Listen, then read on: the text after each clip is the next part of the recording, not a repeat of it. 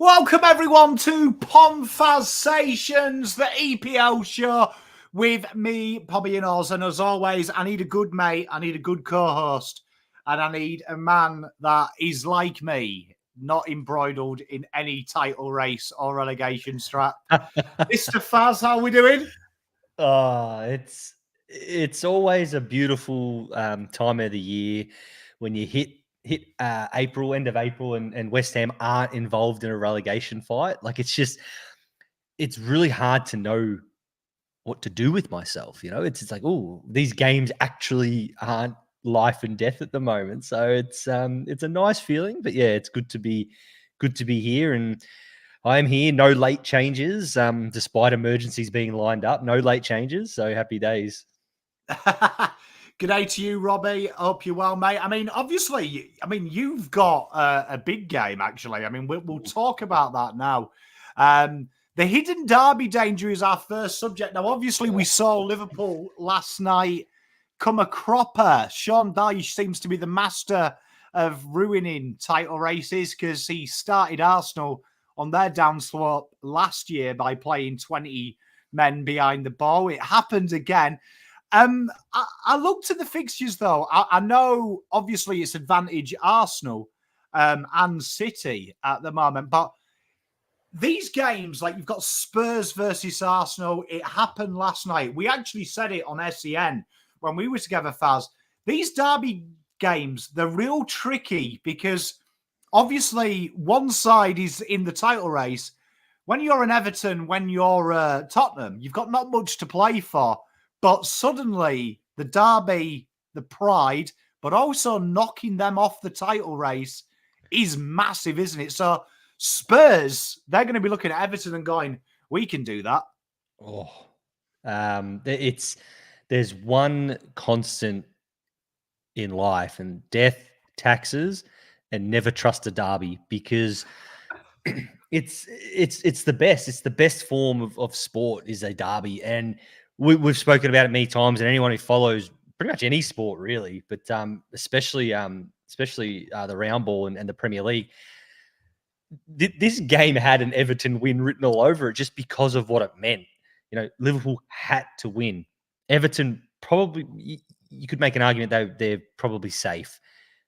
This was when it's a derby and a team's got nothing to lose, they're the most dangerous team on the planet.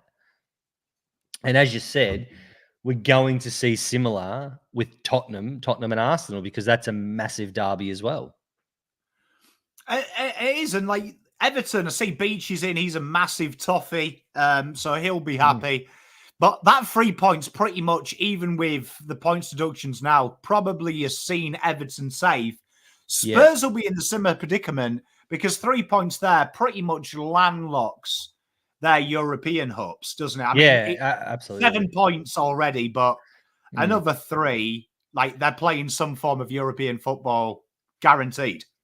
Yeah, and that's a really good point. Tottenham are still fighting for that European spot, but I think one thing that people, I'm one to criticize players as well, that they don't care and they don't understand the history of the game. That's more so your foreign players coming in possibly, but never underestimate. We've proven, we've seen with Everton, never underestimate the power of little brother beating big brother. And as a West Ham fan, I'm first to admit, West Ham are always, unless they're playing Millwall, possibly Crystal Palace, West Ham are always going to be little brother in most of the London derbies. And I tell you what, there is no better feeling that you go to bed at night before the game knowing that every Arsenal fan, every Tottenham fan, they're shitting themselves. Chelsea are shitting themselves. What if we lose to West Ham? We got nothing to lose, baby. And that's what happened with Everton-Liverpool. The Liverpool fans going to bed. What happens if we lose to Everton? No, we couldn't possibly. And Everton fans, they rock up, balls the size of watermelons, and that's derbies, man. It's the best. I remember West Ham doing it, not quite getting the win, but last season in Arsenal's title race, Arsenal 2-0 up, West Ham come back and draw 2-2 and effectively ruined their title race. That's a great feeling when you can't when you know you can't win anything, to dictate what happens, that's what more can you ask? Well, I mean, you've got an opportunity again. I mean, you would say Liverpool now are in that situation where they're relying on Man United, Man City, and Arsenal to come a cropper. You'd imagine. I mean, they're 3 points behind Arsenal. They're a point ahead of City. City have got 2 games in hand. You'd imagine, though, that this game, you're playing them to kick off the round this week. Tell you what, West Ham win that, you can officially cancel any hopes Anfield have of a dream goodbye.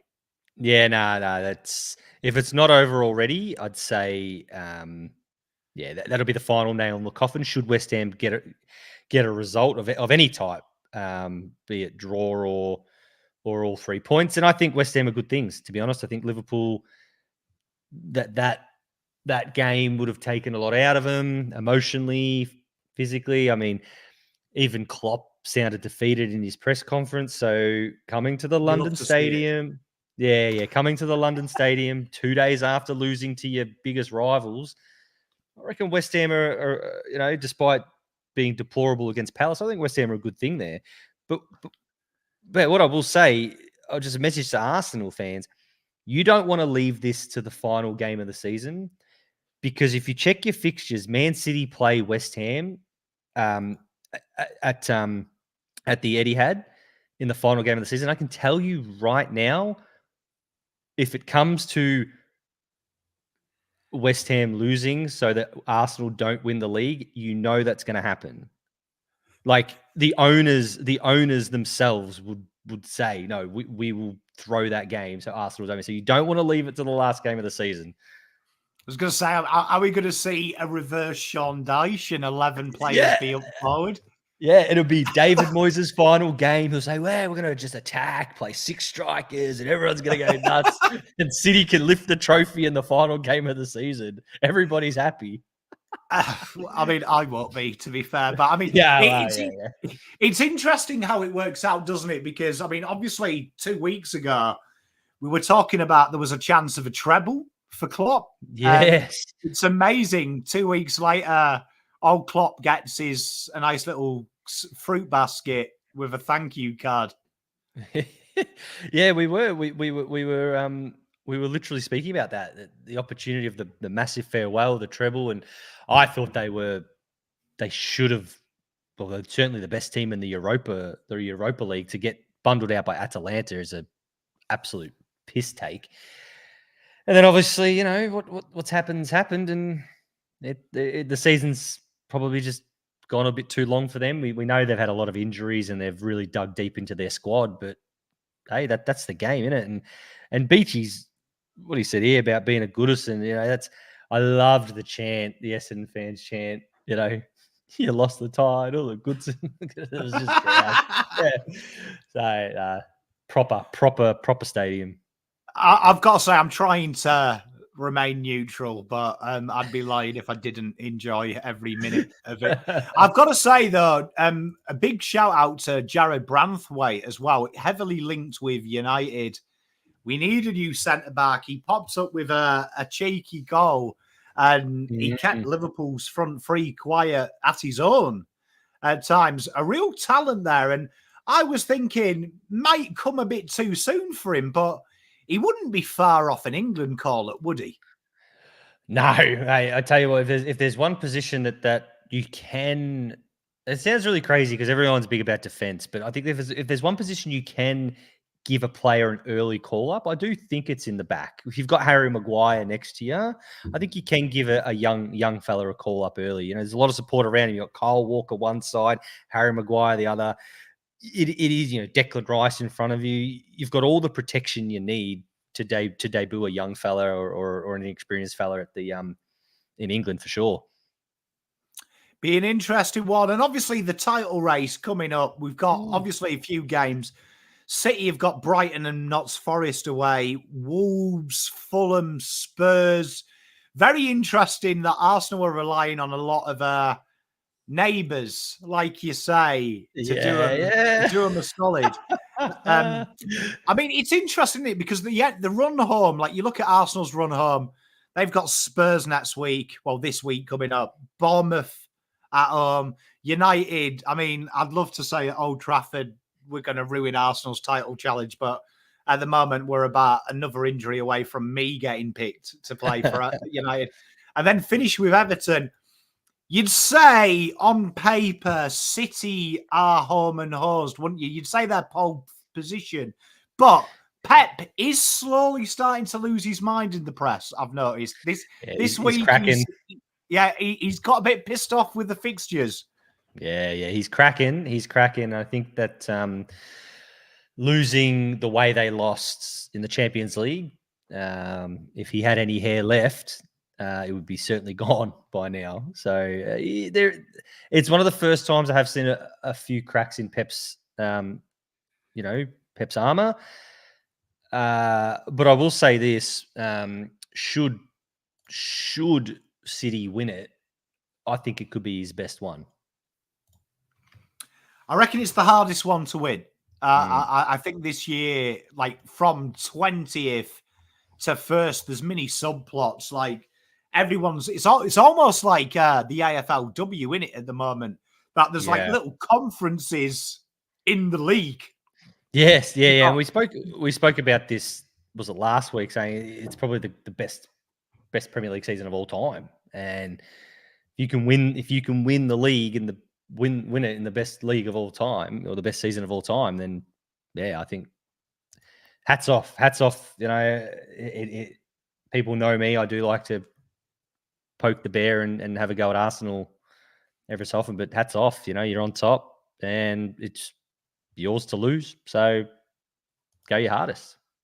Mate, it'll be an interesting one. Going to be a quality one. And I wanted to talk about this. I was watching Neil Warnock. He was on Tubes' golf channel. So it's well worth checking out that. It's probably the best bit of football content I've ever seen because Tubes, former presenter in the UK, he gets the footballers on the golf course. He records the 18 holes and you get some quite good stories from them because they're kind of relaxed.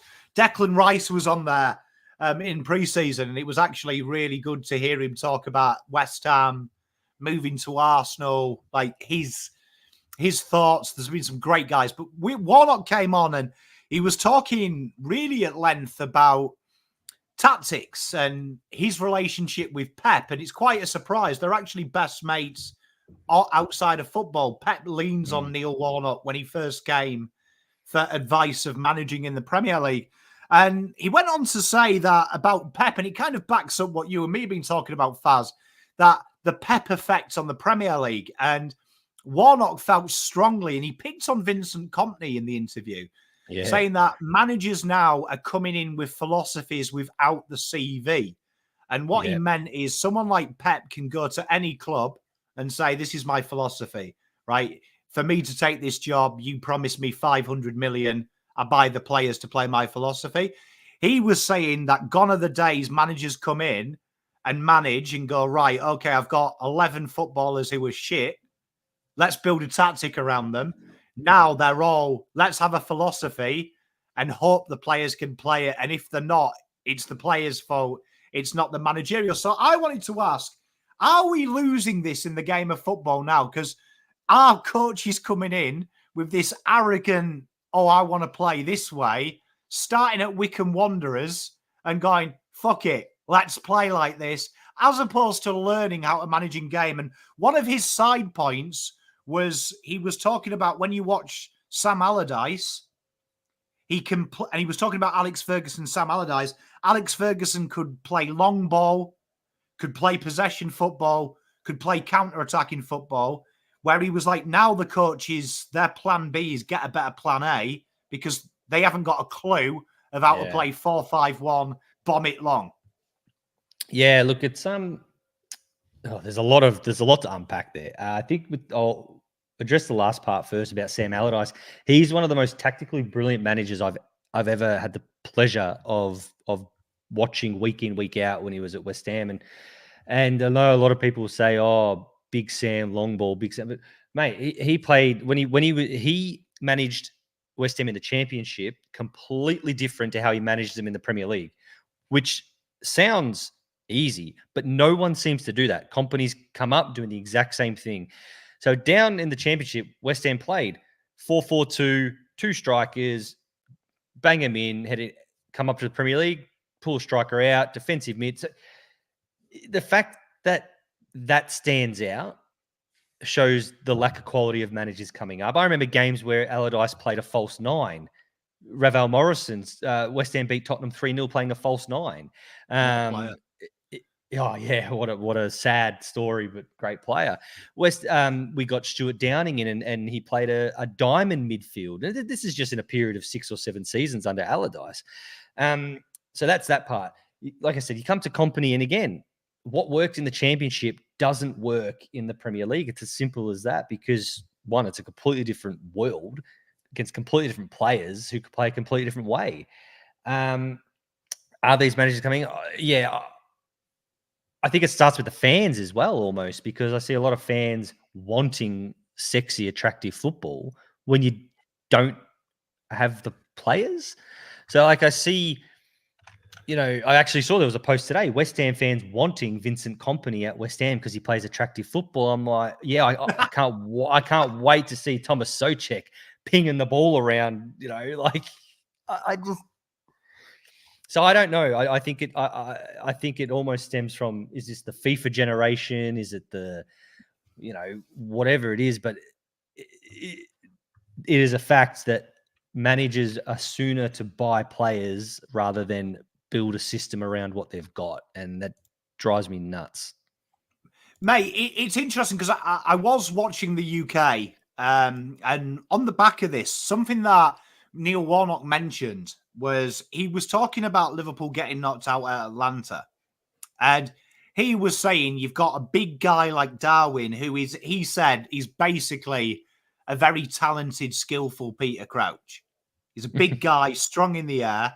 And then he was like, you've got Luis Diaz, and he was like, you've got young Harvey Elliott. And he was like, I was watching that game, it getting away from Liverpool, and I was thinking, if you're going to play your 4-3-3, which he likes to play, he was like, play Darwin as the false 9, bomb it on his head. He was like, you've got Trent Alexander, you've got a great crosser of the ball. He was like, Neil Robertson is a cracking cross of the ball. Big long balls, Darwin flicks it on, say to Diaz and Elliott, get in behind, flick it off. And he was like, Klopp doesn't have the ability to downgrade his default setting of playing in attractive football. He was like, but Neil Warnock was saying the last 30 minutes, he was saying, we need 2 goals. You've got Mo Salah, one of the quickest players in the world. He was like, play him off the big guy and just bomb it in. It's ugly. But he was like, they were trying to play sexy football. And it got me thinking then, I was watching a West Ham fan on Sky Sports, and he was saying that he wants Ruben Almirion from Sporting Lisbon. And the big talk is he flew into London. His agents confirmed he's met with West Ham. And the talk in Portugal is that's his preferred job over Liverpool. And I liked his reasoning, because the reasoning was it's the next step. So Sporting Lisbon, biggest club in Portugal, West Ham, a medium-sized club in England. Biggest club in London. Yeah, do you know what I mean? No, but I thought that's logical because you've got to learn the game. But I heard this West Ham fan, and he was going, I've seen Sporting Lisbon, the way they play, it's dynamic. And I did a bit of research. He plays a 3-5-2, right? And a key component of that is his high wing backs. And then I was looking at your team, and no disrespect to West Ham, but I was like, he's going to be walking from the 2 most sought-after players in the Sporting Lisbon side, who are their wing-backs, who are being linked with the best clubs in the world, to suddenly having Ben Johnson and Emerson. Do you know what I mean? Who, no offence to Ben Johnson and Emerson, but I don't think anyone in the top 4 would buy him. So I was thinking straight away, yes, the style is good, but he's not got the players. Like, there's probably 3 players in that West Ham side, with all due respect, that could play that way today. This is going to end in disaster. I've been saying it for ages. I don't know how many times I have to say it to West Ham fans. It's going to end in disaster. If we're going to get a manager like him, or whoever you want to sign, Vincent Kompany, then the owners better be prepared to have 300 million ready to spend, because you're going to have to buy a whole new squad. There's only about 3 managers who are going to be suited to West Ham: Gary O'Neill, Graham Potter, maybe. Who was the old Nottingham Forest manager who got sacked? Looks like he's high all the time. Cook. Cook, yeah. Yeah. Him. They're probably the only managers. I think, you know who the other manager who would really suit West Ham? Don't know if you've heard of him. David Moyes. To be honest, I'm of that school. Like, I mean, the guy has got you into Europe 2 years in a row. You're easily the best of the rest at the moment. Like, let's just say there is a top 6. You are the 7th best side in the UK. What did? I couldn't agree more. What did they? What's the age-old saying? Even the greatest conductor can't get a good tune out of shit instruments or whatever. Like, you could have Pep walk into West Ham and he's not all of a sudden going to win you the league. Like, so whatever manager the owners decide to get, if it is a dynamic, expressive manager, whatever you want to call it, then they better have 300 million ready to spend, because the squad's not ready. So to answer your question, I think that does answer your question.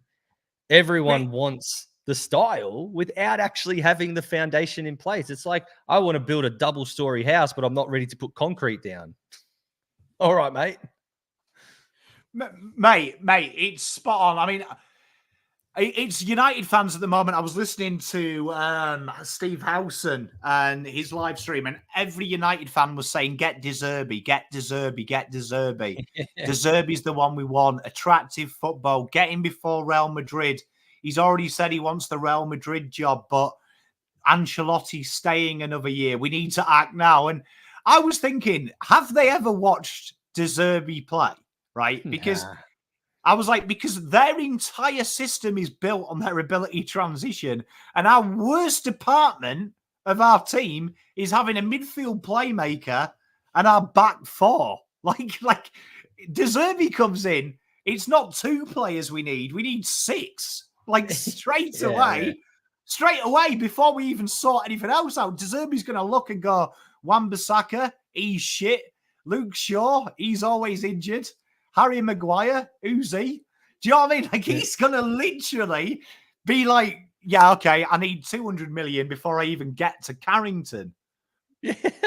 And that's the thing. Like, it's the same thing here, because I mentioned this on a West Ham thing, and they're like, oh, we blame David Moyes for building such a squad that's boring. And I'm like, oh, well, shock horror, a manager builds a squad around his philosophies. Then when you sack him, you're like, oh, hang on a minute. Like, it's madness. It's madness.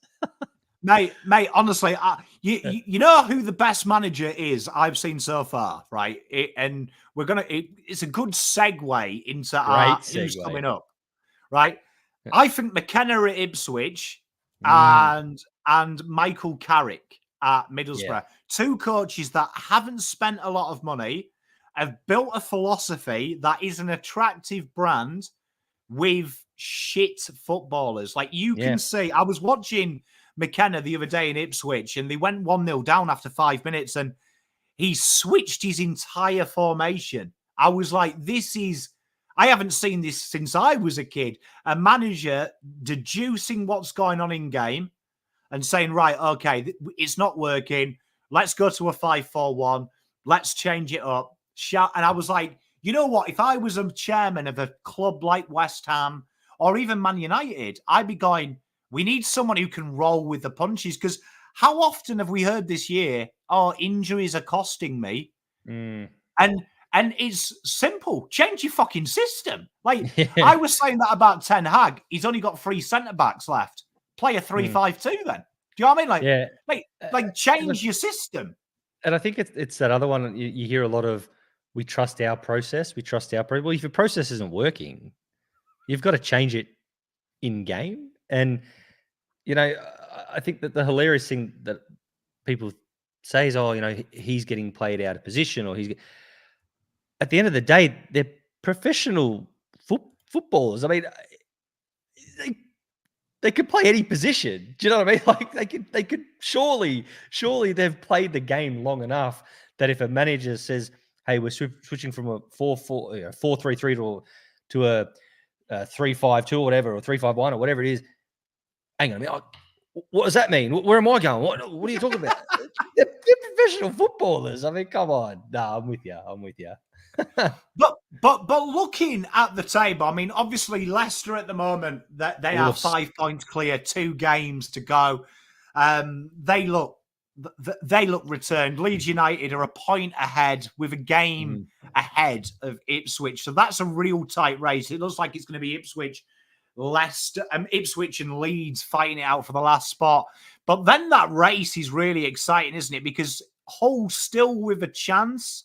They're 3 points behind Norwich in 6th, but it looks like Ipswich, Southampton, West Brom, and one of Norwich and Hull are going to make off the playoffs. You'd think Coventry, with their 3 losses in a row, have probably hit the worst time. But real exciting time there, because all 7 of them teams familiar with the Premier League, historical clubs, and it's going to be exciting because, I mean, I've got to say, Leicester and Leeds have looked very good under a manager I think is another manager that was really poorly looked after in the Premier League, in Daniel Farke. Daniel Farke literally was sacked because they started thinking they were better than they were. Yes, yeah. How often do we see that? Note to West Ham. Anyway, look, that table, it's very exciting. Hull getting the big win this morning over Coventry, which probably almost I'd say probably definitely puts Coventry out of it. Unfortunately, Middlesbrough, you spoke about Michael Carrick. Unfortunately, Middlesbrough haven't had the season that they had last, making the playoffs and the playoff final. But yeah, so you're looking at that top 7. For me, I don't know. I don't mind if Leicester come up or whatever, but I don't want Leicester, Leeds, and Southampton to all come up. To me, it's a bit much of the same. I hate it when all the same teams go up and go down, and to me, that shows the big gap between the 2 leagues anyway. But I'd love to see Ipswich get that automatic promotion spot. One of my good mates, Kev, he's an Ipswich man, so I'd love to see them get that automatic promotion spot. And then I don't know, man. I'd like to see, there is a big gap between the top 4 and then 5, 6, and 7. That's a 12-point gap between 4 and 5. But I'd love to see, as you know, in playoffs, 2 legs. I'd love to see a West Brom sneak in there as well. Filthy place to go for an away trip, but it's akin to the Premier League title chase, in my opinion. It's as tight as you're going to get. Mate, I've got to say, you know what I want to commend in this as well is, you look at Ipswich and even Daniel Farke at Leeds, right? They have gone into this league as a former Premier League club. Ipswich, obviously not recently. But what impressed me, particularly about McKenna's signings, is he went after players that are proven championship footballers as well. Do you know what I mean? And second chance Premier League players. So he got Axel Tuzenemi, former Man United player who he's familiar with. But he went out and got George Hurst, Jack Taylor, who was phenomenal at Peterborough, Kieran Slicker, the goalkeeper at Man City, one of the reserve keepers there. Went with young players that have been in and around the system. And same with Leeds as well. Leeds, you often see these teams yo-yo down and bring in a load of 40-year-olds who are former Premier League players. They've really gone in with players that I think are suitable for the Premier League as well. Glenn Kamara at Leeds from Rangers, phenomenal CDM. Sam Byram, who he knows very well, brought him back. Yeah, Caldalo. He brought players that I think as well aren't massive names. And I always think that's something that a lot of these championship clubs kind of get shrouded. We always see the same teams go down, same teams come back up, but they kind of do the same shit. They buy players that their ceiling is the championship. These guys have brought players who are proven championship players, but probably with the right coaching could be adequate Premier League players. Yeah, I look at the back five or back four plus the goalkeeper from Leeds. That's good enough to survive in the Premier League for sure. Firpo, Rodin as well. And their goalkeeper, the French lad, was it Meslier? Yeah. He's a Premier League proven goalkeeper. And you're saying with Leicester they just do Leicester things. That's Jamie Vardy's going to go around again. It's just thought we got rid of him, but Drewsbury Hall, good young player. I think the experience like Vestergaard. You're right with what you're saying. If those teams come up, you would back them in to stay in as well. I think, given what's going on with your likes of your Evertons and your Nottingham Forests and all that, like whoever survives in the Premier League this season, and this is not a massive take here, but whichever teams survive, whether it be Everton, Notts Forest, Brentford, to me, they're going to be the favourites to go down next season, because I think the three teams coming up are probably almost better than probably the bottom 4 or 5 in the Premier League. Mate, I agree. I mean, I think it'll be interesting as well, because there's a lot of Championship players there who are performing really well, who aren't in a promotion scrap. Like Morgan Whittaker, I've been really hot on, 19 goals this year, playing that classic number 10, but can play out wide as well for Plymouth. And then you look at the bottom 3 of the Premier League, you'd imagine that these coaches as well will be looking at some of them players and saying, you know what, I can pick them up cheap. They don't want to go back into the Championship as well. And I would say if West Ham are going to change, I would be hoping Ipswich don't go up, because I actually think if you had to replace Moyes, I'd replace him with Kieran McKenna, because he's one of the few coaches I think you could get who would not sell that team and go, right, okay, right, let's build around these boys. I'd have him at United if he'd coach for 2 years more. I think he is a proper football manager who wants to do it the right way. Yeah, he's one I'd take. Why not? Why not? Looks like it's going to happen, so why not? Hey, I'm different to you, Robbie. I like Leeds in the Premier League. Like, I fucking hate them as a United fan, but you know what? The Premier League is better with Leeds in it. Like I look forward to United Leeds every because I know it's going to be a crap game. Like, do you know what I mean? I know it's going to be a scrap. Like, it's why I respect West Ham. You go there, you know it's going to be a scrap. You know it doesn't matter if you're playing well or you're playing shit. They're going to give you a scrap. They ain't going to fold down and let you score goals. And we need more teams like that. I feel like that's what the Premier League's missing. Some ugly, dirty, hard-edged sides. Yeah, instead of having your Burnleys come up and thinking they can play pet ball. Yeah, it's weird because you know what? Leeds, I was watching their game in the Championship last week and I was like, this is the Leeds I remember. It's not sexy football. It's rugged. It's tough.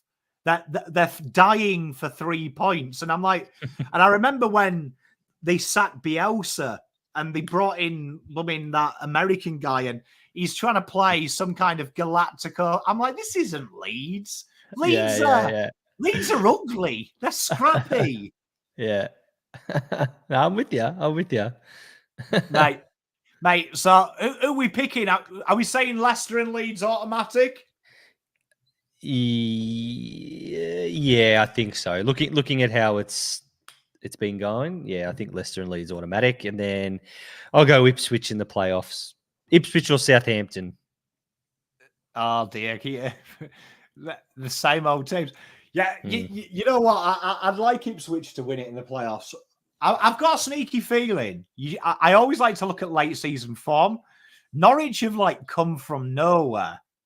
Yeah. There's always one. You see it every season. There's always one team who just comes from the clouds and somehow sneaks in. Yeah, they're one of them. And we know what Norwich are about. I'd love Hull to get in though. You know what I mean? Yeah. I mean, Yeah. honestly, I was born a stone's throw away from Hull. Absolute shithole, even though it was voted European City of Culture, which I can only assume the people who voted it had some of the local produce. But it would be good to get Hull back in there. Beautiful ground as well, the KC Stadium, one of the nice grounds. But we've been talking about coaches. Let's go through who we think are the top 3 coaches in football today. So, Faz, throw me a name. I'll worry about this when you said McKenna, because I'm like, I've gone a little bit different because I've just gone the big boppers.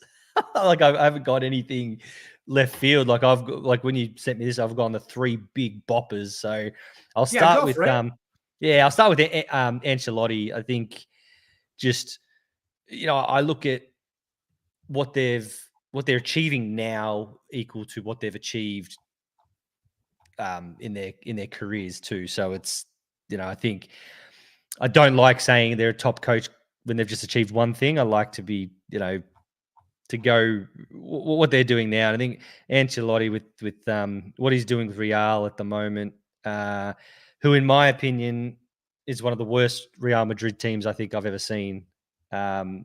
Which, I mean, that's not that big of a statement because they've had some of the best teams ever.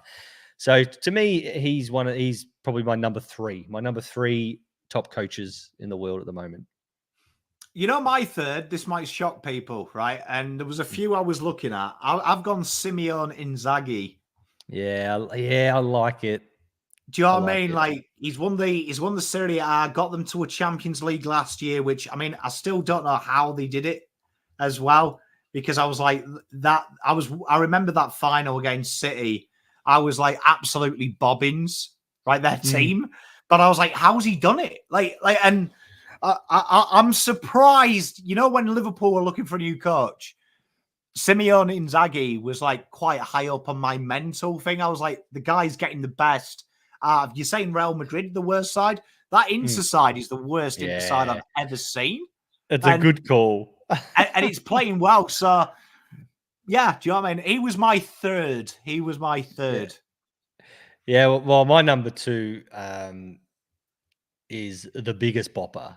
The biggest bopper, probably almost in the history of the game. That's Jose. I can never look past. I know it's not ending well for him ended well for him at Roma, but he'll get another gig somewhere.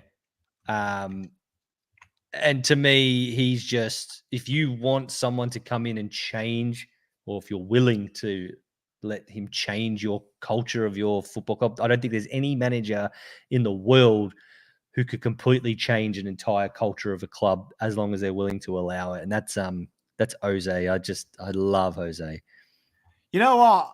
All right. I mean, what's quite funny is Liverpool fans panicking with the reports Jose's taking over.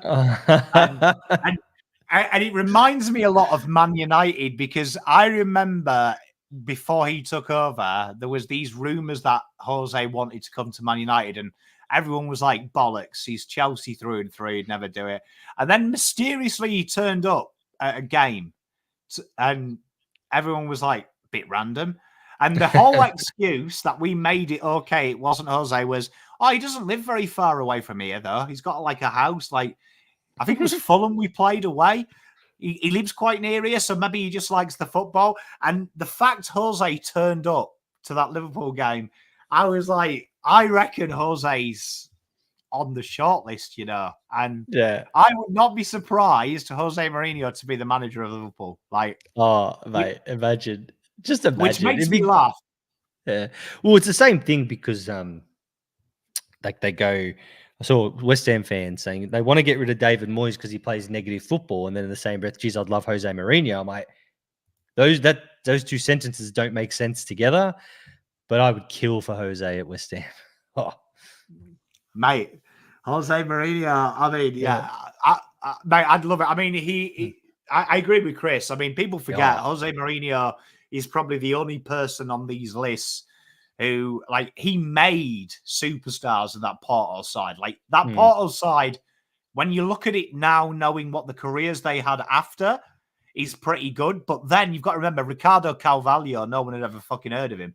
Deco, no one had ever heard of him. Do you know what I mean? He was a Brazilian playing in Portugal. He must be shit. All Brazilians playing good leagues. Like he made some superstars in that team. And I remember it well because obviously they knocked us out of the Champions League that year. And my number 2, I've gone Carlo Ancelotti for number 2. Nice. I swapped between who my number 1 is and number 2 quite a bit because I didn't want the person at number 1 to be number 1. But I'm guessing we're at the same number 1. Yeah. Well, did you go Pep? Yeah. Yeah. You see, Ancelotti, insane. Yeah, I think for the longevity of his career as well. I think that's a big thing. Like, and he always looks so relaxed as well. Like, yeah, I love when they score late winners as well with Carlo Ancelotti. He used to do it at Chelsea. How he walks to the touchline and then casually goes and sits down. You know where other managers are running around celebrating, like stripping off. He's quite calm. Like he'll walk to the touchline and then just casually sit down. I think that's a boss move. Like if I was playing for Ancelotti, I'd think that's killer. That he expected it. But Pep's our number 1. I mean, it's hard, isn't it? I mean, it's hard though because I slag Pep off every show. Yeah. Look, he's been given the tools, and he's been able to build something with it. Because my biggest criticism about Pep that I hear is, it's easy to do it when you've got squillions and blah blah blah blah. Well, it's not. Yes, he's got the resources to do what he wants to do, but you still got to be able to do it. And he's just success wherever he goes. I think the 3 managers that, the managers that we spoke about, what they've got in common is success wherever they go, really. Yeah, spot on. And I think the big thing with Pep as well is like the Premier League. Like I remember Jose had it. I think every foreign manager gets it. You can't play that way in the Premier League. We've never seen a team play like Pep in the Premier League. I've got to say, we've seen some great sides. The Arsenal invincible side, United side that dominated the 90s, noughties. We've never seen a style of football like that. And the fact, I think you can't argue with it. The fact we're talking about Division 2 sides playing Pep ball says how good he is. Like he's just changed the world. Everyone copies it. Yeah. It's when you download a tactic for Football Manager or whatever, it's always Pep. Yeah. Mate, it's vomit, but yeah, I mean, some good managers there. Good managers. I mean, I suppose the honourable mention is Klopp, right? And this is a controversial call. I don't think his time at Liverpool has been as successful as Liverpool fans make out. Like, because I will say this, that is the best Liverpool side I have ever seen. In my time, that is ridiculous, that side. Like, I saw Liverpool finish second with some absolute bobbins footballers. That side is littered with stars. And I just think you take the Champions League win out, it is massively unimpressive. Yeah, I think it's an interesting point because I think a lot of weighting around of what Klopp has done has been based because they were so deplorable for the best part of a decade. So, it's easy to say, he's one of the best managers ever, because most of the people who are watching Liverpool now probably don't even remember what it was like to be good prior to Klopp. So I think there's a lot of weighting behind that. Mate, spot on. And I think people forget as well, like, honestly, the side that Liverpool used to have that used to finish second to United, like, it was absolutely shithouse. And, like, Gerard Houllier got them up there. Like, Yeah.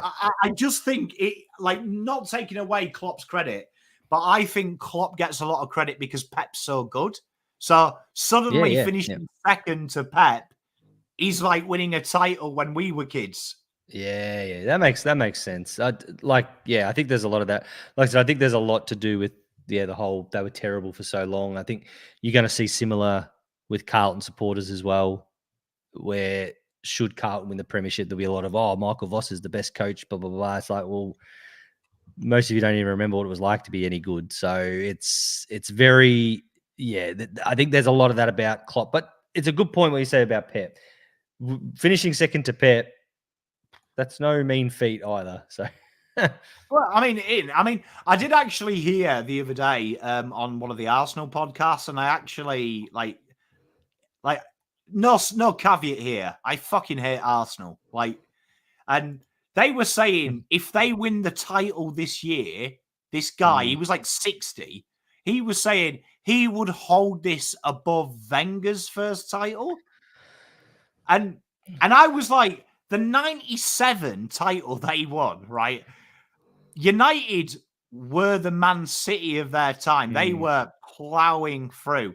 And for a guy whose history was Japan and France to come in with this philosophy and knock Fergie off his seat in his second year, his first year in charge, first full year charge, I was like, it's not even in the same stratosphere. No.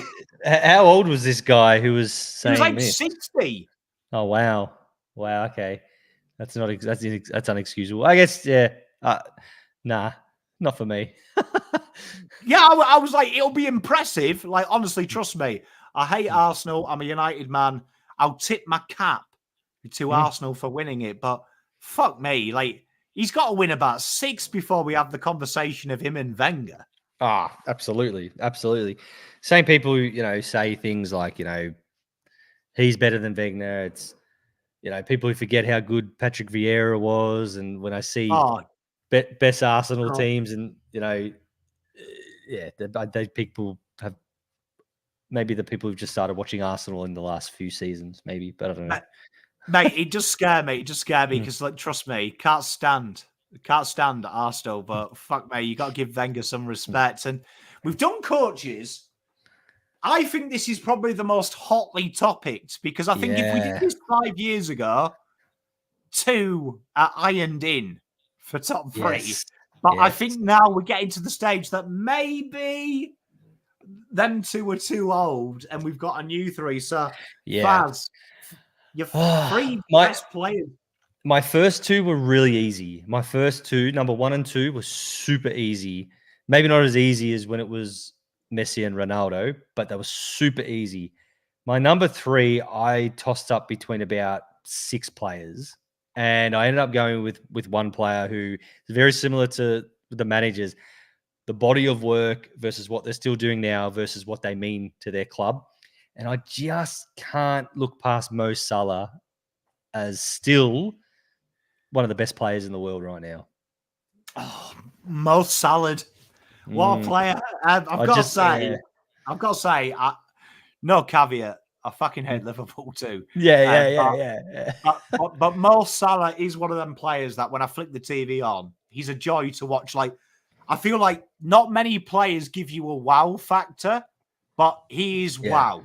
He is wow. Like, his body of work, what he does for his country, what he does for he is Liverpool. He is obviously not Stevie Gerrard level by any stretch, but when you think of Mo Salah, you think of Liverpool, and I think he's still going. He's still scoring goals, banning goals. He's still bloody hard to match up on. So I still think he's there. There's gonna be I wanted to go Mbappe. I wanted to go Haaland. I feel like Haaland's had a bit of a down year, so that's a bit of a hint. Mbappe and Haaland aren't in my 1 or 2. Mbappe, I just can't get past that he plays in a farmers league. I don't care how good you are. You play in a farmers league, mate. Fucking I just can't deal, man. I reckon I could get a kick at PSG. Like, it's move on. I just That being said, my number 3 was Kylian Mbappe. Yeah. Look, all things on the table. He was part of one of the six players who I tossed up for number 3. And I thought, you know what? Salah's been doing it in the toughest league in the world for half a decade now, maybe longer. Mbappe, come on, bro. Yeah. And then when he scores 15 goals at the Euros, I'll be like, okay. Yeah, you know what I will say? Like, I agree with you. I think, like, in league form and the fact that PSG haven't won the Champions League, I'd agree with you.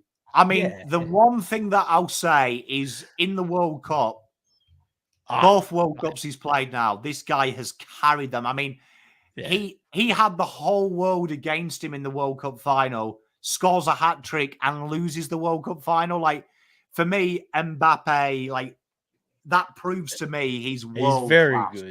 He's very good. World class. And I felt like I haven't got Messi in my top 3, but I do think Mbappe, I did this based on now, and I tried to do it. If these 3 players were available, would I sell everything for them? So I think Mbappe is 3. Faz, give me your number 2. Well, number 2. Now, the only reason this player is not my number 1 is because of his injuries this season. Now, this player, if he didn't get injured this season, there wouldn't even be a title race. This title race would have been done before Christmas, and that's Kevin De Bruyne. My number 2 as well. Yeah, he is. I think the utter we always quickly jump to Messi, Ronaldo.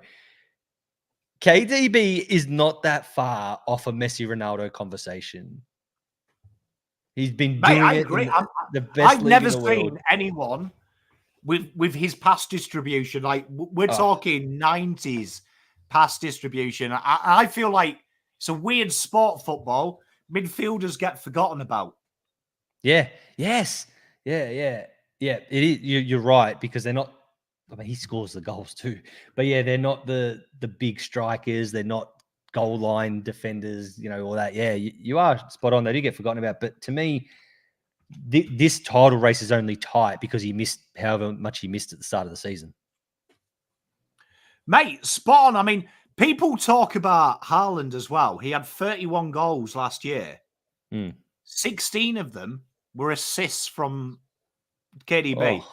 And I would say 10 of them were outrageous assists as well. Like, assists that if you put anyone else with that pass, he ain't scoring it. Like, I'm with you. Kevin De Bruyne, for me, ultimate footballer. Even though he's a City player, Bruno is United's poster boy. I would swap Bruno every day for KDB, and I'd do it about 8 times on Sunday. My wife actually thought that KDB played for West Ham. I talk about him that much. I'm not even joking. I love that man. Love that man. Mate, I agree with you. Absolute ridiculous footballer. And who's your number 1? Uno? It's got to be the Prince of England, eh? Jude Bellingham. Has to be him, mate. Has to be. You thought I was going to say Declan Rice, didn't you? No, had to be. No, I actually thought you were going to say Jared Bowen. No. I'm not going to lie. He was one of the 6 I was fighting with. So, no, Jude, mate. Jude. If England were to win the Euros, he's the one. He is your England's Mbappe. He is your Belgium's De Bruyne. He is everything that England is, this kid. Mate, you know what? One of my mates, he's a bit younger than us, and he was asking me about how good was Zidane. Because I was saying Zidane is the one, when you have the best player of all time, for some reason gets forgotten about. Because I was like, he was in that horrible era after Maradona and Pele, but at the start of Ronaldo, Messi. Do you know what I mean? At his end career was just as they were coming out. So I was like, everyone forgets him. But I was like, Zidane, for me, I haven't seen a player like Zidane since Bellingham. Like how Bellingham plays, who can track back, defend, can score goals, can assist goals, can be a number 8, can play 6, can play a number 10. I was like, that was Zidane. Like, what you see in Bellingham, Zidane did for 10 years. Like, and if Bellingham does it for 10 years, we might be in the conversation of a GOAT, because he is, honestly, I mean, you've got to think 4 years ago he was playing in the Championship, and now he's carrying Real. Yeah, I think to you know, and this might be a little bit of contradictory to what I said about Mbappe, maybe, but to have the cojones to go to Real and perform, that takes absolute, like I said, like big balls to do that at such a young age as well. You know, that's a big move. That's a big move. He could have gone to a small club. And this is why Haaland wasn't in my top 3, because I think as well, look at Bellingham, scored in both El Clasicos, the winner at the death. I also think a part of when I'm talking about the best, they have to perform when it matters. And I look at Mbappe, World Cup final, game going against you. He dragged his team over the line like Messi did for Argentina. The game was going against him. Messi stepped up. You look at Bellingham and that Real Madrid team, when the game's going away from him, Bellingham's the man. And then you've got to remember he's 20 years old. Like, he is, like, imagine when he's 28, when he's got the KDB experience of when to do that. Mate, stop.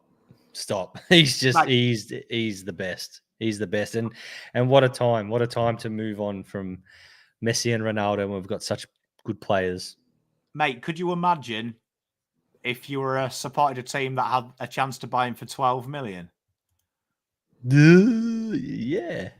Yeah, because, I mean, I have to support that fucking club. Could have had Bellingham in midfield. Okay, so now what we're doing... Oh, you know what, actually? He was in my top 5, Jimmy. Yeah. Harry Kane. Nah, spot on, Jimmy. He was... I said... Prior, I had about 6 guys I was throwing up between my number 3, and Kane was definitely one of them. Definitely. Harry Kane. Yeah. But then I thought, like, I'd get thrown off air if I had 2 English guys there, and people would be saying that they were English bias. But he was close. He was close to very close. Yeah. Okay, so now, chat, this is a game. Top 3 sporting heroes of all time. Any sport, any denomination, I don't care. And if you choose something that might not be a sport, we'll have a debate. But it has to be something we watch on TV. But let's do it. So I went personal here. So my 3 heroes, are going to be, people are going to be like, what the fuck? This is shit. So I went personal, but I do have a list of ones who, you know, you got your Muhammad Ali's and all that, you know, your Roger Federers who are absolute Tiger Woods and all that. And I don't want to steal anything from you or anyone, but so for me, my number three hero is Chris Judd. And I know that that's a sport that's just in Australia. It's not a worldwide thing, but as a 18-year-old who stopped believing in my football club, when he came along, I learned how to believe again. What he did to the Carlton Football Club when he came, he changed. Now, yes, they weren't successful, and yes, they failed again and went through another rebuild. But when I think of the name Chris Judd, I think of the word belief, because he built the belief back in me and the love I had for my football club, which I lost as a teenager. I lost the love of my football club. So Chris Judd is my number 3 hero. Mate, Juddy, you know what? Number 3. Here's the controversial one. I love Phil, the Power Taylor. Yes. Right? I grew up watching him at the start of his career. Yeah. Do you know what I mean? To be that dominant at a sport, and this might sound crazy, but for me, individual sportsmen are always, for me, boxers, tennis players, golfers, darts players, snooker players, are always higher than team sportsmen because they've got nowhere to hide. Like, I think that's harder, like nowhere to hide. And the fact he won 14 titles, world championships, over 30 years, to be that good from young, middle-aged, absolute phenomenal. And you know what? Like, one of the best events I've seen. Phil Taylor Like, honestly, might be darts, but man, to be that good for so long, insane. Yeah. Mate, how could you go past it? I love a bit of darts too, man. Like, how good is the darts? I love darts. And mate, I had boxers, tennis players, golfers. Phil Taylor had to get into 3 there. I was like, I'm getting you in, Phil. I don't know where, but you're getting. All right, Faz, give me your number 2. Number 2, Ricky Ponting. Ricky Ponting is my number 2 hero. Love my cricket. Growing up with him, I saw his very first game and I saw his very last game. You always get that little soft spot for players who you saw their entire careers. Like, we always remember players when you support your clubs and they were already there. But to have a and I know Ricky Ponting played for Australia, but to support someone for an entire career is phenomenal. And as we get older, that's obviously going to happen more and more often, obviously. But Ricky Ponting, just to be, in my opinion, the second best batsman behind Tendulkar in the best era of cricket, hard to look past him. Captain the best Australian team of all time. I've got to say, if we were doing, I thought you were a wanker 20 years ago, but now I love you. Ricky Ponting would be on that list. Because that's a good call. As a Pom, fucking hated him. Him. And especially that year where he averaged like just under 100. And we played the Ashes that year and he was just a pain in the ass. But then, like when I came over here, he's actually a really nice guy. I love his commentary. I love listening to him. I was on the train of getting him to be England coach. Like when England lost the coach, I was like, I'd love Ponter. Man, he's a winner. And no, I'm a big fan. I like that. But he's just his knowledge and his brain. Like every time he speaks, something happens. He's an incredible cricketer. Mate, I love it. Number 2, partly because of what you said there, Faz, grew up with him, seeing him retired, Cristiano Ronaldo. Beautiful. I feel privileged to have seen his debut for United, and I hope I get to see him play one more time before he retires. A man that, talk about falling in love. I think that was probably the first time I fell in love with United, watching him, seeing a young 18-year-old Portuguese kid change the game, to see 30 of his games in his first Ballon d'Or for United, like honoured.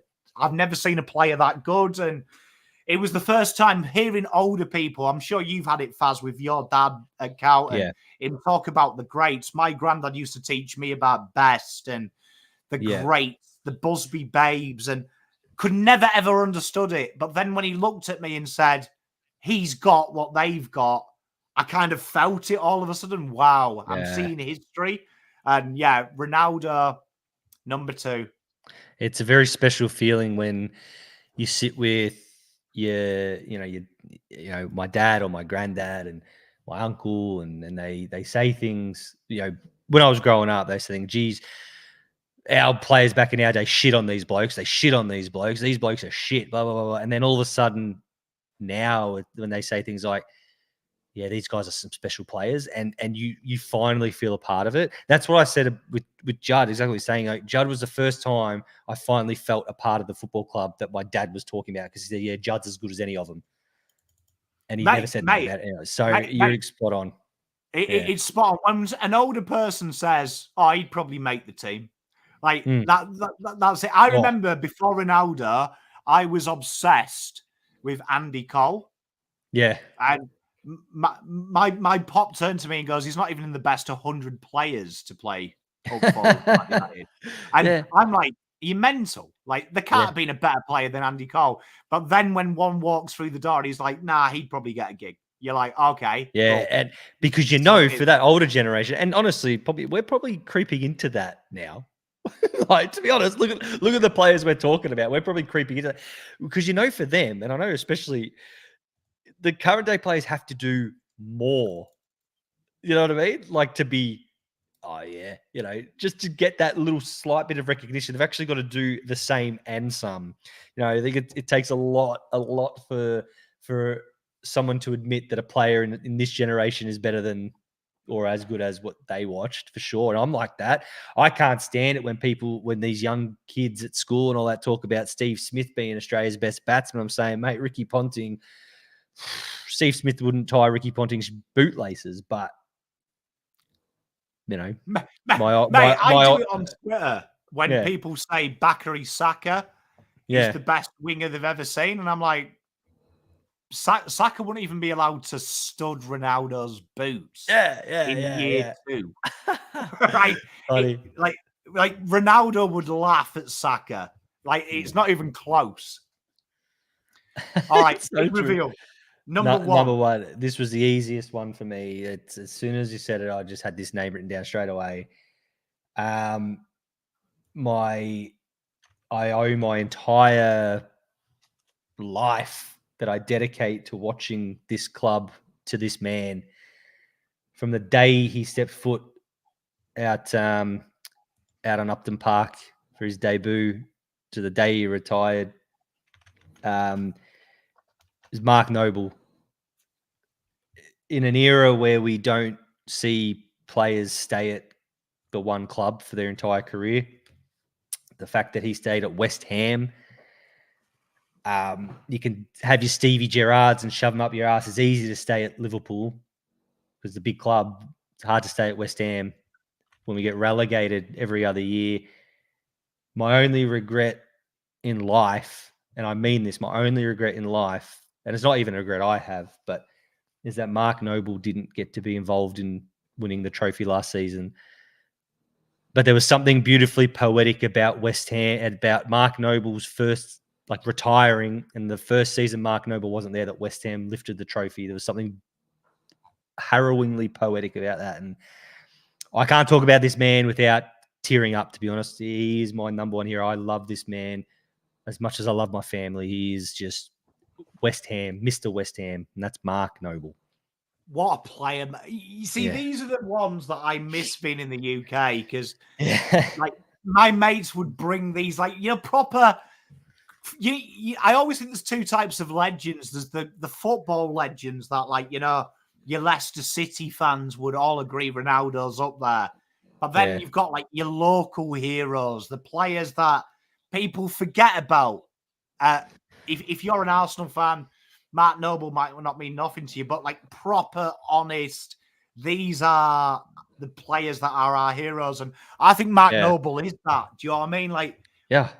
I agree with you. If I think West Ham, I'm thinking Mark Noble. He's in my mind. Mark Noble, that face, the guy that I recognise. Now he's going to bust an arse for the club. I think there's something so special. It's along the lines of what you're saying about when the older generation accept these guys. Something so special when Mark Noble retired and they said Bobby Moore, Billy Bonds, Jeff Hurst, Mark Noble. And to me, that everyone knows the fairy tale that is Bobby Moore, and the fact that Mark Noble is in the same sentence as him.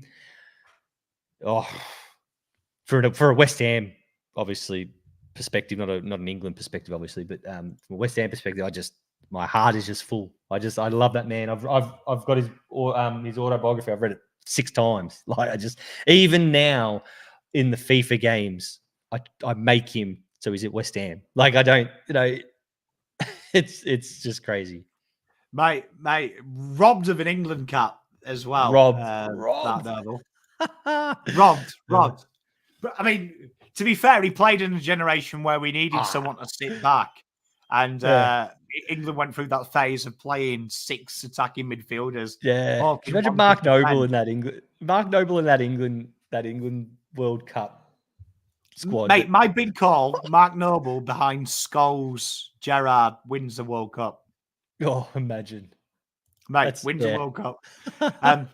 You know what? We got obscure. I've got to say, I love the underdog. Growing up, my first memory of getting into golf, Nick Faldo beating Greg Norman, staying up late. But a guy that I modelled everything on, my golf swing, my attitude on course. He became like a surrogate dad.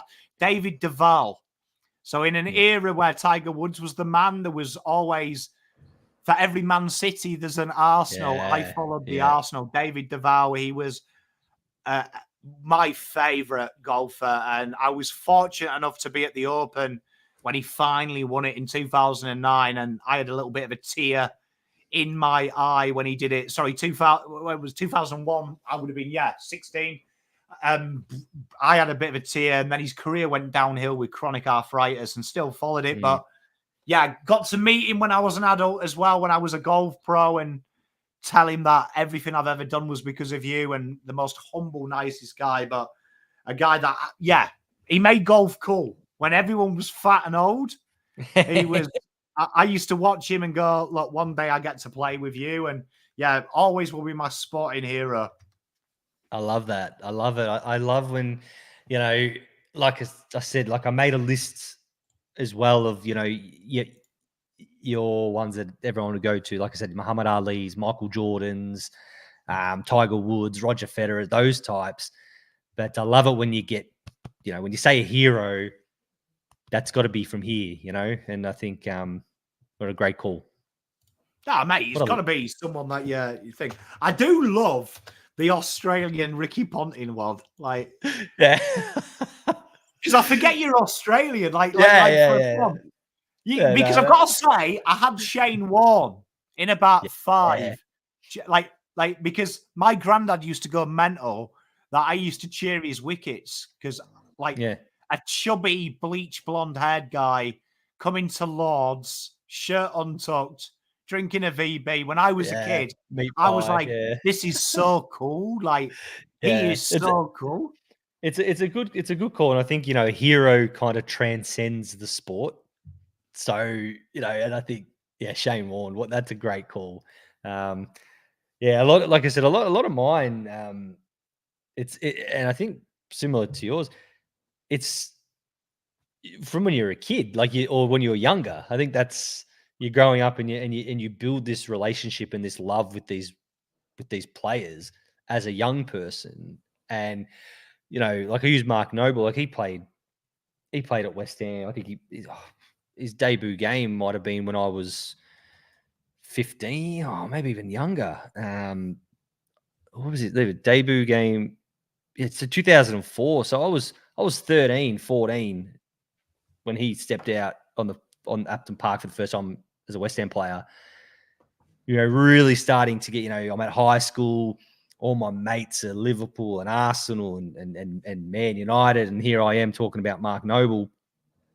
And then as a 33-year-old when he retired, I mean, I lived his whole career, and I think that's really special when you can think about it like that. And like I said, with the Judd one and all that, you've been shit canned from pillar to post your whole life because Carlton is shit, and then Judd walks into your club. What do you do?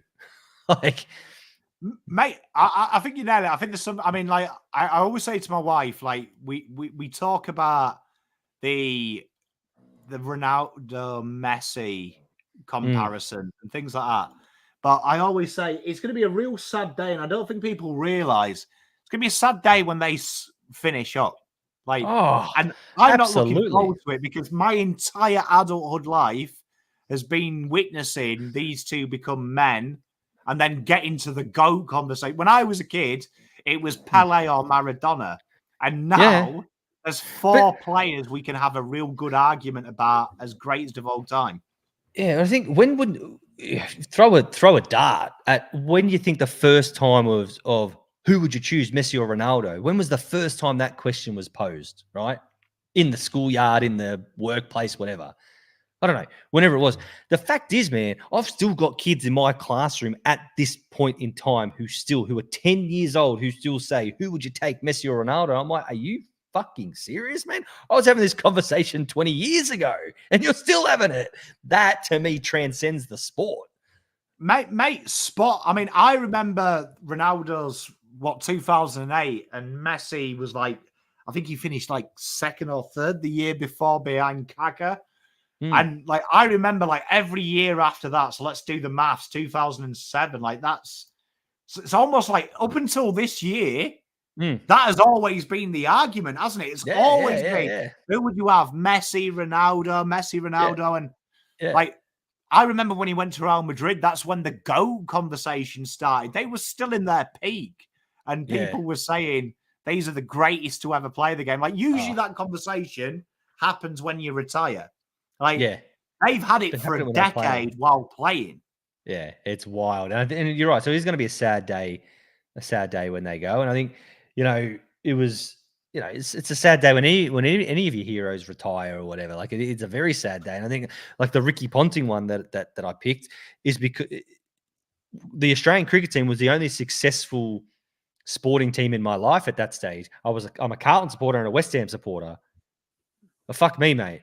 Like I jumped on back of that Australian cricket team the best I could. When we're at school with Hawthorn supporters and Collingwood supporters and Geelong supporters and Arsenal and Man City and Liverpool and Man United, the only thing that you could hold your hat on was, oh, geez, I go for Australia cricket. Yay.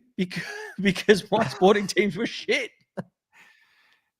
Tell you what, it wasn't bad though. I mean, you guys were pretty fucking good. I've got to admit, that Australian team of the 90s. Do you remember that? I remember watching that tournament. I think it was us, and then you took the piss and you put Australia A in a try series, and the final was Australia versus Australia A. Like, if anyone wants to wonder how good Australia were, like they had a Gillette series with their reserves who were the finalists. Like, it was very good. And I think now I'm finding myself being very much like my old man when I hear a lot of these kids saying, or even media is like, oh, Cummins, Hazelwood and Stark, and Lyon, the best bowling attack of all time. I'm like, give me Glenn McGrath, Shane Warne, Brett Lee every day of the week. Yeah, you see, one of the guys at work last year was saying, Cummings would be up there with the best bowling attack. Best bowlers Australia's produced. And I was like, bro, he's no Jason Gillespie. And Jason Gillespie was like the fourth best bowler in that 90s side. Yeah, he couldn't get a game. Like, calm down. Like, love it. Like, well, Faz, that was a pleasure. I had fun there going down memory lane. Thank you very much, chat. I love your top threes. We'll be back next week. Hopefully by next week we'll know who wins the title. But it might not. So thank you very much, Faz. We'll see you all next week. See you later. Have a good one.